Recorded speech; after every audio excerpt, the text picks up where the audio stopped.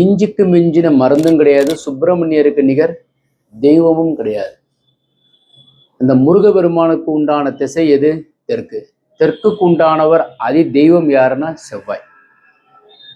So அது மாதிரி administrate பண்ற ஒரு வரைபடத்தை பார்க்க போறோம் வாங்க. 35 32 143 யானை மனை வயது பொருத்தம் 61 ஆண்டுகள் 11 பொருத்தத்துல 8 பொருத்தம் உள்ளது.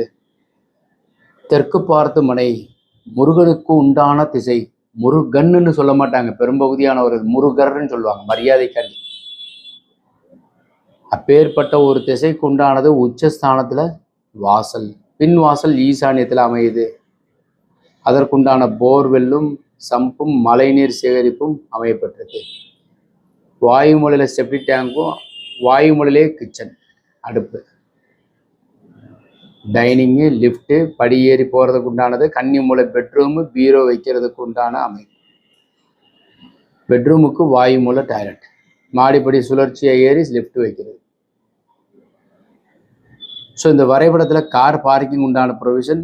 நிறைய பேர் தெற்கு போனால் தேஞ்சு போவான்னு சொல்லுவாங்க. என்ன காரணம்னா, இது தெற்கு பார்த்துருக்கா, சவுத் ஃபேஸிங்கில் இருக்கா.